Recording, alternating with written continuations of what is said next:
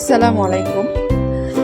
আবদুল্লাহ শেহজাদকে নিয়ে যখন ঘুরতে গেলাম তখন এখানে যে দায়িত্ব ছিল এই রাইডে, তো সে ওর সাথে খুবই আন্তরিকতার সাথে কথা বলছিল।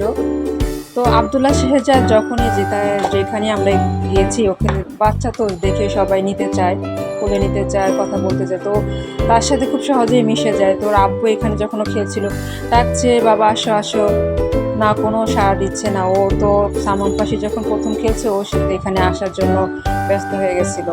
তো ওকে এখানে উঠাই দেওয়ার পরে এখানে যে দায়িত্বে ছিল রাইডে, তো সে ওকে ডাকছে, হাসছে, তো ও তার সাথে খুব সহজেই মিশে যাচ্ছে। তো ওরকমই আমার বড় ছেলের ক্ষেত্রে এটা দেখি নাই, ও সহজে কারোর সাথে মিশতো না, কিন্তু আবার ইদানিং এখন যখন ও বড় হয়েছে এখন আবার ওর মধ্যে এই প্রবণতা দেখা যাচ্ছে, ও খুব সহজে সবার সাথে মিশে যায়।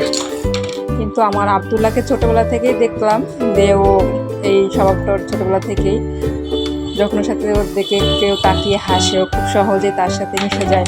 ও হাসে, ওর সাথে কথা বলে ও ও ও করে, এরকম বাচ্চাদের যেটা স্বভাবতেই থাকে সে ওইভাবে উত্তর দিতে চায়। তো এই ভিডিওতে ঠিক তেমনই একটা দৃশ্য ফুটে উঠেছে। আবদুল্লাহ খুবই আন্টির সাথে মিশে তার সাথে খুবই তার আন্টির আদর নিচ্ছে, আন্টিও ওকেও অনেক আদর করছে। তো এইটা আমার ভিডিওটা করার মেন যে উদ্দেশ্যটা সেটা হচ্ছে যাতে বড় হলেও দেখে এই ভিডিওটা দেখে ও মজা পায় যে ও কীরকম ছিল ছোটোবেলায়। তো কিছু কিছু ভিডিও আমার বড় ছেলে সালমান পাশিও আছে, ওর ছোটোবেলার ভিডিও, ও মাঝে মাঝে দেখলে হাসে, বলে এটা কি আমি ছিলাম।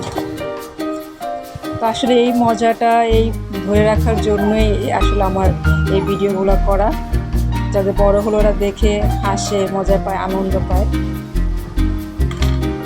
আর ওদের জন্য সবাই দোয়া করবেন, ওরা যাতে এইভাবেই সবার সাথে সারাটা জীবন মিলেমিশে থাকতে পারে, আর সবাই যাতে এইভাবেই ওদেরকে আদর আর ভালোবাসা দিয়ে যায়।